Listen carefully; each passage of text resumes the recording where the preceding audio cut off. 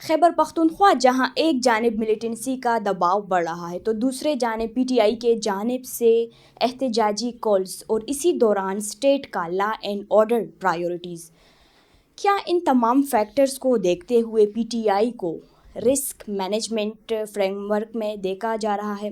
آج ہم یہی ڈسکس کریں گے کہ ہم دیکھیں گے کہ پی ٹی آئی کو پارٹی کے طور پر نہیں بلکہ ایک سیکیورٹی رسک کے طور پر دیکھا جا رہا ہے۔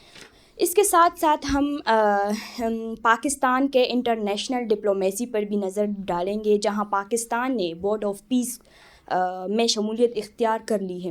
ساتھ ہی ساتھ ہم افغان طالبان کی پالیسیز پر بھی بات کریں گے کہ افغان طالبان کو پہلے عبوری کہا جاتا تھا، جبکہ پھر رجیم اور اب ٹی ٹی اے کے طور پر کنسیڈر کیا جا رہا ہے۔ تو ان تمام ٹاپکس پر ڈیٹیل سے بات کرنے کے لیے ہمیں جوائن کر رہے ہیں عارف یوسف زئی صاحب۔ بہت شکریہ سر، بہت شکریہ اپنے قیمتی وقت دینے کا۔ سر یہ بتائیں کہ خیبر پختونخوا جہاں ایک طرف ملیٹنسی کا دباؤ بڑھ رہا ہے تو دوسرے جانب گورننس کی جو صورتحال ہے وہ دن بدن خراب ہوتی جا رہی ہے۔ 8 فروری کو جو احتجاجی کال دیا ہوا ہے، کیا لگتا ہے محمود اچکزئی اس میں کیا رول پلے کرے گا؟ دیکھیں، جہاں تک تحریک انصاف کی پختونخوا حکومت کا تعلق ہے یا پختونخوا میں ان کی پرفارمنس کا تعلق ہے، وہ تو اگر ہم پرفارمنس کے فریم ورک میں دیکھیں تو پرفارمنس تو ہمیں پی ٹی آئی کی کوئی نظر نہیں آ رہی۔ بالکل۔ سہیل افریدی جب سے وزیر اعلیٰ بنے ہیں اور وزیر اعلیٰ کی کرسی انہوں نے سنبھالی ہے، آپ دیکھ رہی ہیں مسلسل کہ وہ سیاسی ایکٹیویٹیز ہی ان کا مطمع نظر اور فوکس رہی ہیں۔ انہوں نے آغاز کیا تھا پشاور پختونخوا میں جلسوں سے، انہوں نے اپنے علاقے خیبر میں جلسہ کیا، چارسدہ میں کیا، دیر میں کیا، سوابی میں کیا، ساتھ میں کچھ دیگر علاقوں میں بھی، پشاور میں بھی انہوں نے ریلی نکالی، اور پھر وہ چلے گئے لاہور کی یاترا کے اوپر اور پھر کراچی یاترا کے اوپر۔ تو ہم دیکھ رہے ہیں کہ، اور ساتھ میں اگر ہم کچھ اور بھی اس میں ایڈ کر لیں جو پولیٹیکل ان کی ایکٹیویٹیز ہیں، تو اگر ہم ایڈ اپ کریں تو آپ دیکھ رہی ہیں مسلسل سہیل افریدی یہ لوگ جاتے تھے اڈیالہ جیل کے سامنے۔ اڈیالہ جیل کے سامنے اگر جمعرات کو ان کی ملاقات کی کوئی شیڈول ہوتا تھا تو جمعرات کو جا کے پھر یہ اتوار تک، پیر تک یہ اسلام آباد میں ہی رہتے تھے، پختونخوا ہاؤس میں رہائش پذیر ہوتے تھے، بیچ میں یہ کچھ اور بھی 2 دن نکال کے۔ تو ہم دیکھیں اگر ہم سہیل افریدی کی اس حکومت کا جو انہوں نے کوئی 2-2.5 مہینے حکومت جو کی ہے، اگر ہم اس کو ان ٹوٹل سم اپ کریں تو میرا نہیں خیال کہ انہوں نے 2 ہفتے بھی پختونخوا میں گورنرز کو دی ہوں گے، عوامی مسائل کے حل کو دی ہوں گے، یا ان کی ترجیح یہاں پر اچھی حکمرانی، گڈ گورننس رہی ہوگی۔ ایسی کوئی بات نہیں ہے، بلکہ ہم مسلسل دیکھ رہے ہیں کہ ان کی ترجیحات سیاسی تھی، سیاسی ہیں، اور سیاسی ترجیحات ہی ان کے اوپر غالب ہیں۔ اب ایک اور بات بھی میں مسلسل ان کی طرف سے سنتا ہوں کہ ہمیں تو عوام نے ووٹ کام کے لیے نہیں دیا، پرفارمنس کے لیے نہیں دیا، کارکردگی کے لیے نہیں دیا، ہمیں عوام نے ووٹ دیا ہے عمران خان کی رہائی کے لیے۔ تو میں سہیل افریدی سے پوچھنا چاہوں گا کہ یہ آپ لوگ اپنی طرف سے بات کر رہے ہیں کہ آپ لوگوں کو ووٹ عمران خان کی رہائی کے لیے ملا ہے، آپ لوگ ہمت کریں، جا کے کبھی جب عمران خان سے ملے تو عمران خان کے سامنے بیٹھ کے آپ یہ بات ہمیں نہ بتائیں بالکل کہ آپ کو ووٹ کارکردگی کے لیے نہیں، پختونخوا کی عوام کی خدمت کے لیے نہیں، ان کے مسائل کے حل کے لیے نہیں، ان کے مسائل میں کمی کے لیے نہیں ملا، آپ لوگ کو ووٹ عمران خان کی رہائی کے لیے ملا ہے۔ یہی بات جو آپ ہمیں بتاتے ہیں، جا کے کبھی عمران خان سے ملاقات ہو تو ان کے سامنے بیٹھ کے آپ یہی بات عمران خان سے کر لیں، اور پھر اس کے بعد اپنی حشر دیکھیں کہ عمران خان نے آپ لوگ کا کیا حشر کرنا ہے۔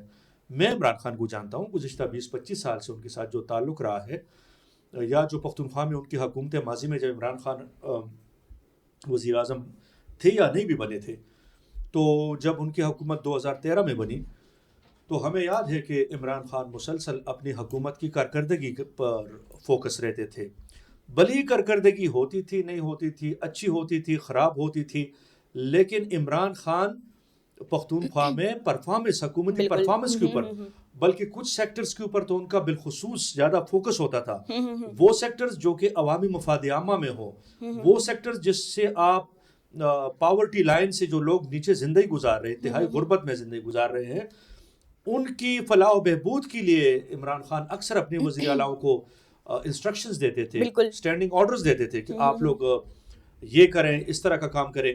تو یہ جو سہیل افریدی اپنی جان خلاصی کرتے ہیں کہ ہمیں تو ووٹ نہیں ملا کارکردگی کے لیے عمران خان، تو نہ تو یہ لوگ عمران خان کو رہائی دلوا سکتے اور نہ ان کی پرفارمنس ہے اس نیریٹو کے اندر کہ ہمیں ووٹ عمران کی رہائی کے لیے ملا ہے. اس بیانیے کے اندر تحریک انصاف کے وزیر اعلیٰ سہیل افریدی اپنی انکمپیٹنس، نااہلی، ان کی حکومت کی بدعنوانی، ان کی حکومت جو بیوروکریسی چلا رہی ہے، جو سیاسی ان کی کابینہ نہیں چلا رہی، بالکل ان تمام ناکامیوں کو چھپانے کے لیے، پردہ ڈالنے کے لیے وہ پھر ایسی باتیں کرتے ہیں کہ ہمیں تو ووٹ اس لیے نہیں ملا، اس لیے ملا. اب پرفارمنس تو ان کی ہے نہیں، سیاست ہی. اور جو 8 فروری کا آپ نے کہا، دیکھیں 8 فروری کو کیا ہوگا؟ مجھے تو نہیں لگ رہا کہ 8 فروری کو کچھ ہونے والا ہے. کیا ان لوگوں نے کوئی پلان دیا ہے کہ ان لوگوں نے اسلام آباد جانا ہے؟ اگر انہوں نے اسلام آباد نہیں جانا تو پھر ان کا احتجاج کیا ہوگا؟ ہم تو ان سے سن رہے ہیں کہ ہم پختونخوا میں جتنے پختونخوا کے دیگر صوبوں کے ساتھ ملنے والے بارڈرز ہیں، ہم وہ بارڈرز بند کریں گے. ہم بارڈر ایریاز، سرحدی ایریاز پر جو دیگر صوبوں سے ٹچ کرتے ہیں وہاں پر ہمارے احتجاجی دھرنے ہوں گے. تو میں تو ان کو اس سلسلے میں میری آشیرواد اور نیک خواہشات ہوں گی کہ بالکل آپ لوگ آئیں، آپ لوگ پختونخوا کی سڑکیں بند کریں تاکہ آپ لوگ کو لگ پتہ جائے کہ پختونخوا کے لوگوں نے آپ لوگ کو کوٹ دینا ہے، آپ لوگ کی ٹکائی کر دینی ہے. اگر آپ اپنی حکومت میں آ کے اپنے صوبے کے اندر سڑکیں بند کرتے ہیں، عوامی مشکلات جو پہلے سے عوام مشکلات میں ہیں ان میں اضافہ کرتے ہیں، تو مجھے 100% یقین ہے کہ یہی لوگ، پختونخوا کے لوگ اٹھ کے پی ٹی آئی کے وزراء کو، ان کے M Ps, M N As کو آپ لکھ کے لے لیں، یہ ان کو بڑی مار پڑے گی. اس دفعہ نہیں تو اگلی دفعہ ان کو مار پڑے گی اگر یہ پختونخوا میں سڑکیں بند کریں گے. اب اسلام آباد جانے کی ہمت نہیں کر سکتے تو پھر ان کا 8 فروری کا جو احتجاج ہے وہ کس نوعیت کا ہے؟ انہوں نے کیا کرنا ہے؟ یا اس احتجاج سے آیا ان لوگوں نے کوئی امپیکٹ کریٹ کرنا ہے؟ عمران خان کی رہائی میں ان کا احتجاج کتنا مددگار ثابت ہوگا؟ یہ مجھے اس کی سمجھ نہیں آ رہی ہے. ہاں ایک بات ہے کہ تحریک انصاف ڈیوائیڈڈ ہے. پہلے یہ اپنے ہاؤس کو ان آرڈر لے آئے. یہ لوگ ایک پیج کے اوپر نہیں ہے، یہ لوگ احتجاجوں کے حوالے سے بھی ایک پیج کے اوپر نہیں ہے. تو پہلے تو یہ اپنے پارٹی کے اندر ایک آرڈر لے آئیں، سیم پیج پہ ہو جائیں.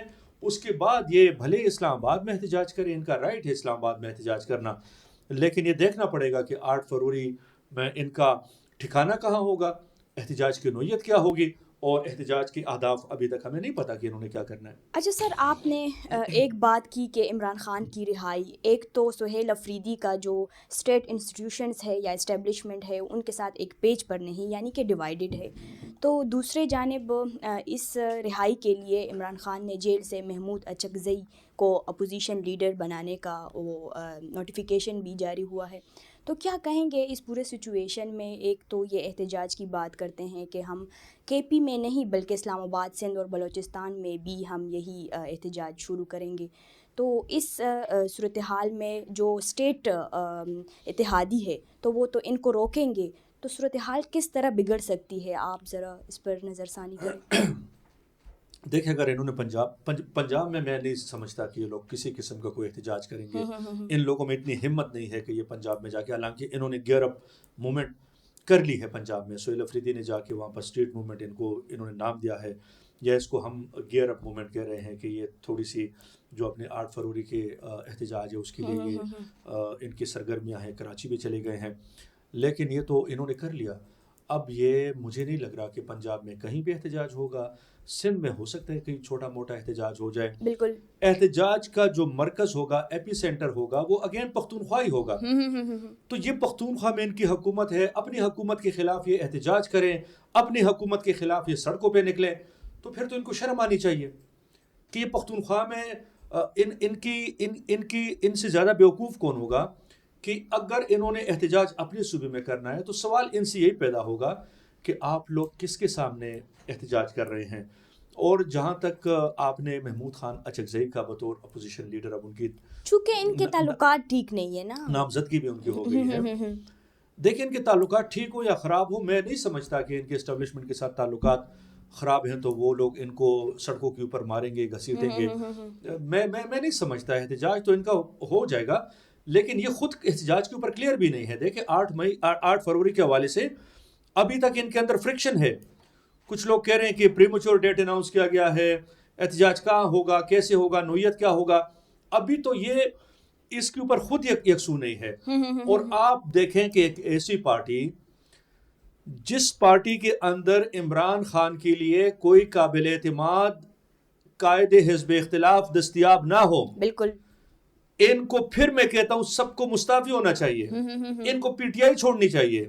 بالکل یہ عمران خان نے محمود خان اچکزئی کو قائد حزب اختلاف بنا کر اپنی تمام پارٹی اور اس قیادت کے اوپر عدم اعتماد کر دیا ہے. یہ ان کے اوپر عدم اعتماد ہے. سینٹ میں دیکھیں, سینٹ میں پی ٹی آئی کے اندر ایسا بندہ نہیں ہے, عمران خان کو قابل قبول بندہ نہیں ہے.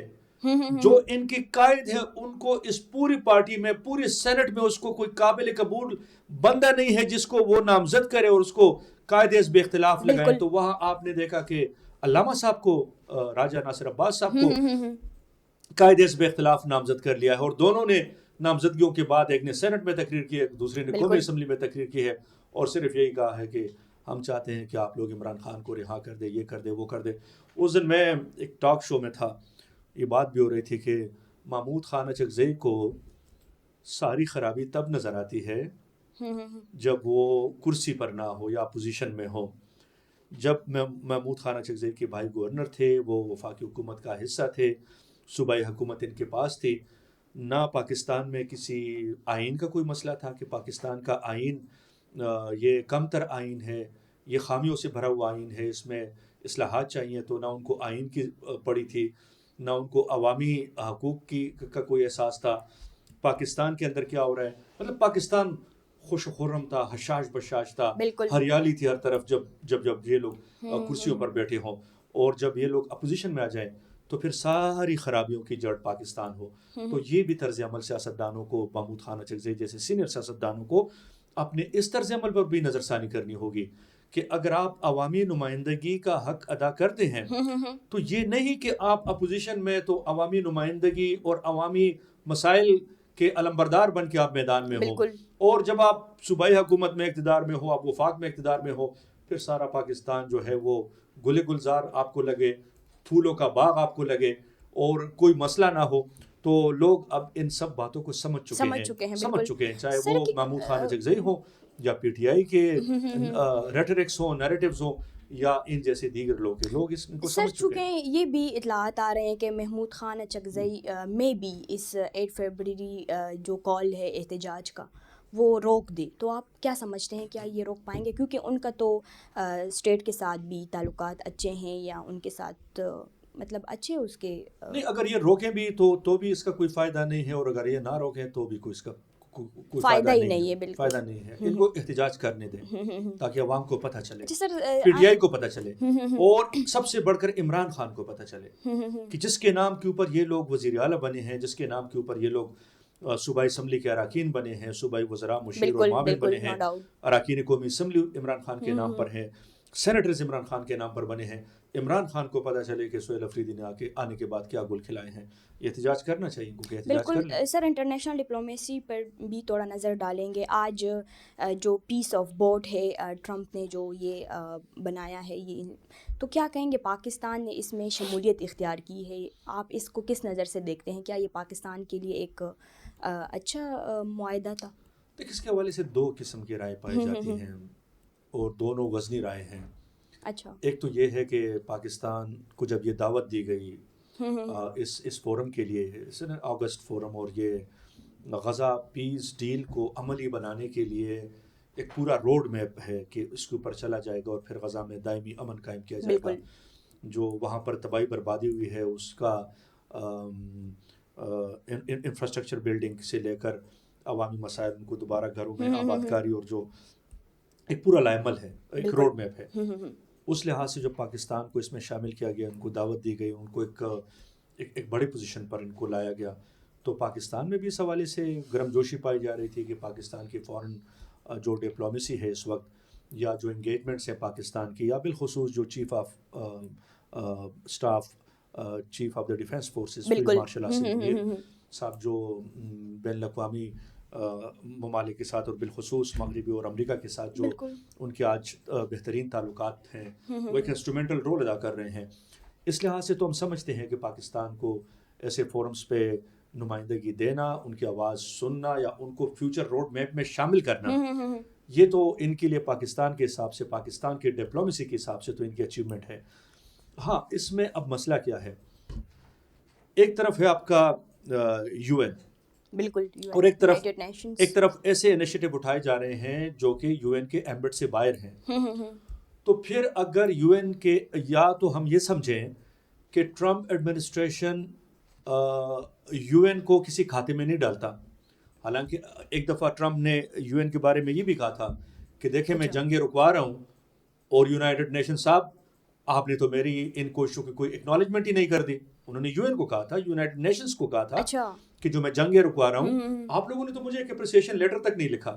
تو اس کا مطلب کہ ٹرمپ انتظامیہ یونائٹڈ نیشنز کو, جو کہ پوری دنیا کے ممالک کی ایک تنظیم ہے, اور یہ اس طرح کے جو بھی ماضی میں اقدامات اٹھائے جاتے رہے ہیں وہ یونائٹڈ نیشنز کے ایمبٹ تلے ان کے پلیٹ فارم سے اٹھائے جاتے رہے ہیں. پیس مشنز بھی اگر بھجوائے جاتے رہے ہیں تو وہ بھی یو این پیس مشنز ہی ہوتے تھے, اور اگر کہیں پر انفراسٹرکچر ڈیولپمنٹ کا کام ہوتا تھا تو وہ بھی یو این کے ایمبٹ سے ہوتا تھا.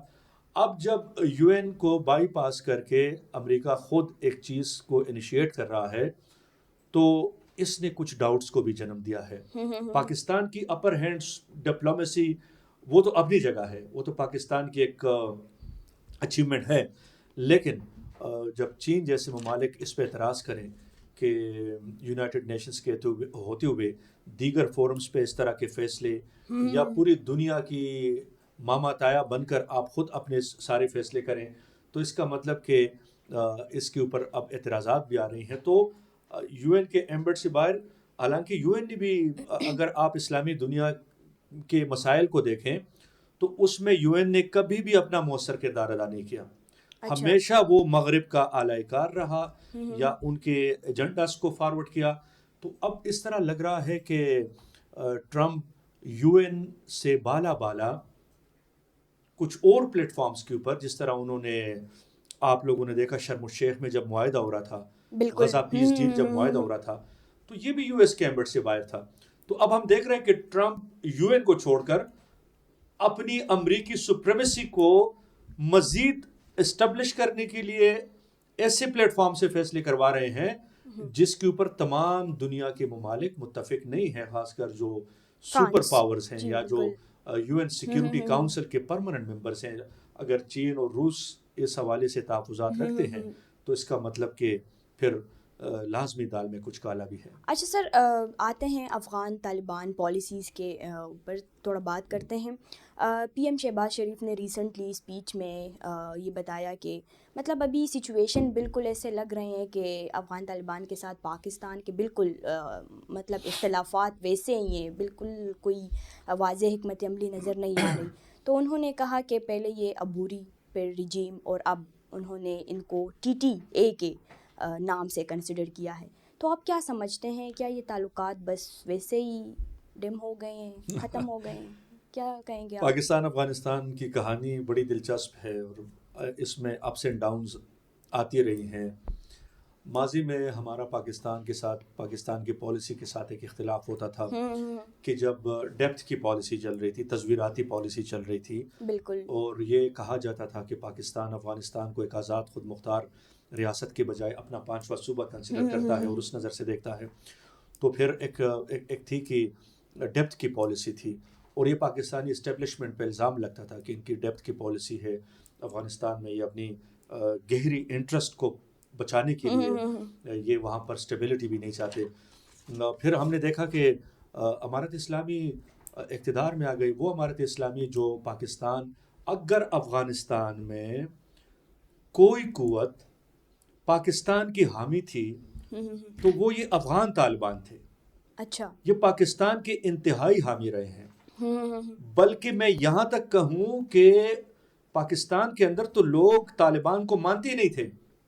لوگ کہتے تھے کہ طالبان نام کی کوئی چیز ہی نہیں ہے, یہ تو پاکستانی فوج ہے جو کہ طالبان کی شکل میں وہاں پر جنگ لڑ رہی ہے اور یہ کر رہی ہے وہ کر رہی ہے. ہم اکثر یہاں پر لوگ کہتے ہیں, ملا عمر کو لوگ نہیں مانتے تھے کہ ملا عمر ایک فرضی کردار ہے اور یہ کوئی فوجی کرنل وہاں پر بیٹھا ہوا ہے. میں کہنا یہ چاہتا ہوں کہ پاکستان اور امارت اسلامی افغانستان یا افغان طالبان ان کے بڑے قریبی گہرے مراسم تھے، اور ایسا بھی ہم نے دیکھا ہے کہ کئی ایک افغان رہنما جو آج افغانستان میں کرسی اقتدار پر بیٹھے ہیں، وہ پاکستان میں انہوں نے اپنی جو مہاجرت کی زندگی ہے، اور جو امریکہ کے جو افغانستان کے اندر جنگ چل رہی تھی، بالکل، تو پناہ کے طور پر ان کی پناہ گاہیں پاکستان میں ہوا کرتی تھی. اچھا، ہمیں یاد ہے کہ حیات آباد میں لوگ رہتے تھے، پشاور کے یونیورسٹی ٹاؤن میں لوگ رہتے تھے، کوئٹہ میں کوئٹہ شورا مشہور تھی، کوئٹہ شورا ہوا کرتی تھی، جو اس وقت کے جو امیر المومنین ہے شیخ صاحب ہیبت اللہ، ان کی سربراہی میں کوئٹہ شورا کی بات ہوتی تھی. بلوچستان کے کچلاک کے ضلع کچلاک کے ایک علاقے کی بات ہوتی تھی کہ جہاں پر، اور اس طرح دیگر کراچی میں جو یہاں تک بتایا جاتا تھا کہ جو سابق ان کے امیر المومنین ہیں ملا عمر صاحب، ان کے صاحبزادے ملا یعقوب صاحب نے تعلیم کراچی میں حاصل کی ہے. زیادہ تر جو امارت اسلامی کے ٹاپ کے لوگ ہیں وہ یا تو پاکستان کے ساتھ رابطے میں تھے یا پاکستانی مدارس کے پڑھے لکھے تھے. تو کہنا یہ چاہتا ہوں کہ افغان طالبان اور پاکستان یہ تو ایک طرح سے ایک جان دو قالب تھے. بالکل. لیکن جب وہ اقتدار میں آ گئے تو پھر ان کی جو انتہائی قربتیں تھیں وہ آہستہ آہستہ دوریوں میں بدلتی چلی گئی. آپ دیکھیں پہلا سال پاکستان اور افغانستان کا بہترین تھا، بڑے ان کی قریبی مراسم تھے. میں تو یہاں تک کہتا تھا کہ پاکستان کی ریکنسٹرکشن کے ساتھ ساتھ ایک اور طرح سے افغانستان کی ریکنسٹرکشن کی ذمہ داری بھی ان کے کندھوں پہ آ گئی ہے، اس لیے کہ پاکستان افغانستان سے ڈیولپ ملک ہے، تو ان کے پاس ہیومن ریسورس اور اس کے علاوہ جو ٹیکنالوجیکل ریسورسز ہیں وہ سارے، تو ہم نے کہا کہ یہ تو مل کے افغانستان کی بلڈنگ کریں گے، مل کے تعمیر نو کریں گے. لیکن پھر ہم دیکھتے ہیں کہ کچھ مسائل آتے ہیں بیچ میں. اچھا. بالخصوص تحریک طالبان پاکستان کا مسئلہ، جو پاکستان کے لیے پاکستان نے اس کو ایک ایسا مسئلہ بنا لیا کہ اب اس مسئلے کی وجہ سے افغانستان کے ساتھ پاکستان کے معاملات روزانہ بگڑتے جا رہے ہیں. بالکل. اور یہ بات چیت پاکستان اور افغانستان کے درمیان بھی ہوئی، سیاسی طور پر بھی ہوئی، اسٹیبلشمنٹ کے طور پر بھی ہوئی، اور پھر یہ مسئلہ جا کے پاکستان افغانستان کے حدود سے نکل کر یہ مسئلہ قطر چلا گیا، بالکل، پھر ترکی چلا گیا، پھر سعودی عرب چلا گیا، ایران چلا گیا، چین اس میں پڑ گیا، امریکہ اس میں پڑ گیا، ڈونلڈ ٹرمپ کا بیان آیا کہ میں اس کو حل کر سکتا ہوں. تو مطلب دو انتہائی قریبی دوستانہ مراسم رکھنے والے پاکستان اور افغان طالبان، اور افغان طالبان کو لوگ تانے دیتے تھے کہ آپ لوگ پاکستانی اسٹیبلشمنٹ کے لوگ ہیں. افغانستان کے اندر لوگ تحریک طالبان افغانستان کو تانے دیتے تھے کہ آپ لوگ تو پاکستانی اسٹیبلشمنٹ کے لوگ ہیں. اچھا. اور آج صورتحال یہ ہے کہ دوریاں اس حد تک بڑھ گئی ہیں، اعتماد صفر لیول تک آ گیا ہے، بالکل، بلکہ صفر سے نیچے مائنس میں چلا گیا ہے. پاکستان اپنے اہداف افغانستان کے اندر ٹارگٹ کر رہا ہے، تو معاملات ان کے انتہائی بگڑ گئے ہیں. اب اگر کوئی عبوری حکومت سے ان کو ٹی ٹی اے بنائے، تحریک طالبان افغانستان، پرانا ان کا نام ہے، اس میں تو کوئی حرج نہیں ہے، وہ تو اس پہ خفا نہیں ہوتے. یہی ان کا نام تھا، تحریک طالبان افغانستان، افغان طالبان ہی ان کو پکارا جاتا تھا. ٹی ٹی اے دونوں ہی، ہاں، ٹی ٹی پی تحریک طالبان پاکستان ہے. تو اگر اب کوئی یہ کہے کہ یہ ان کی ٹرمینالوجیز خراب ہو گئی ہیں، ٹرمینالوجیز تو چھوڑ دیں، گراؤنڈ پہ ان کے بیچ میں کوئی تعلق نہیں ہے. آپ کا پاکستان افغانستان کا بارڈر گزشتہ 4 مہینے سے بند ہے، بالکل، کاروبار ختم ہو کے رہ گیا ہے. کاروبار صرف پختونوں کا نہیں تھا، پنجاب کے لوگ کا بھی کاروبار تھا، سندھ کے فیکٹریز اونر کا کاروبار تھا، اور یہ کاروبار صرف افغانستان کے نہیں تھا. افغانستان کے راستے سینٹرل ایشیا، جو وسطی ایشیائی ممالک ہیں، بالکل، وہاں تک پاکستانی پروڈکٹس جاتی تھی، پاکستانی سامان جاتا تھا، وہاں سے مال پاکستان آتا تھا. افغانستان سے کئی ایک جو اقسام کے اشیاء ہیں وہ پاکستان آتی تھی. تو کاروبار بھی صفر ہو گیا، کاروباری دروازے بھی بند ہو گئے، بالکل بالکل. ہیومن جو انسانوں کا تبادلہ تھا وہ بھی ختم ہو گیا، اور تعلقات مکمل طور پر منقطع ہیں اس وقت افغانستان اور پاکستان کے. تو میں یہ سمجھتا ہوں کہ اس میں جتنی دیر ہوگی یہ معاملات مزید بگڑیں گے، اور اس میں امریکہ کی بھی خواہش ہوگی کہ پاکستان اور افغانستان کے معاملات بگڑیں، تاکہ ان کے درمیان خونریز جھڑپ ہو، جنگ ہو. اور ہندوستان کی سب سے بڑھ کر خواہش ہوگی، بالکل، کہ پاکستان اور افغانستان کے معاملات بگڑے. ایک وقت تھا کہ مودی جب وزیر اعظم تھا, نواز شریف پاکستان کے وزیر اعظم تھے, تو مودی نے کہا تھا کہ نواز شریف ہمیں اس وقت ٹی ٹی پی نہیں بنی تھی. ٹی ٹی پی 2007 ایڈیشن ہے. اس وقت ٹی ٹی پی نہیں بنی تھی, اس وقت صرف امارت اسلامی افغانستان تھا. تو مودی نے ایک دفعہ کہا تھا کہ نواز شریف ہمیں افغان طالبان سے ڈراتا ہے. آج پاکستان کہتا ہے کہ افغان طالبان اور ہندوستان مل کے پاکستان کو خطرات سے دوچار کر رہے ہیں. مقصد یہ ہے کہ بہت ساری چیزیں بدل گئی ہیں. اب بھی وقت ہے کہ دونوں ممالک سنجیدگی کے ساتھ اپنے ہاؤسز ان آرڈر لے آئیں. جو تعلقات بگڑ چکے ہیں حد درجے, اس میں آہستہ آہستہ کانفیڈنس بلڈنگ میجرز ہوں.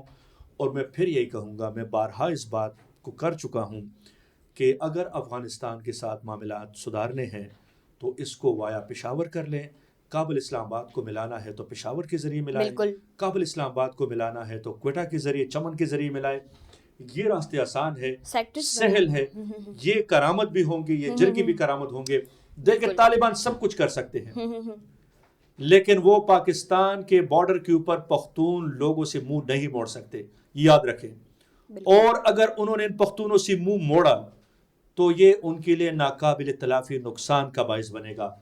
وہ منہ موڑتے ہیں تو اس کا مطلب کہ پاکستان کے اندر نہ صرف ٹی ٹی اے تحریک طالبان افغانستان کا جو اثر ہے وہ ختم ہو جائے گا, ٹی ٹی پی کا اثر رسوخ کم ہو جائے گا, ختم ہو جائے گا, نقصان ہو جائے گا. تو میں یہ سمجھتا ہوں کہ دونوں پڑوسی ممالک ہیں, بیٹھیں ایک دوسرے کو بھائی بندی میں, برادرانہ مراسم میں جس حد تک ہو سکے ایک دوسرے کی مدد کریں.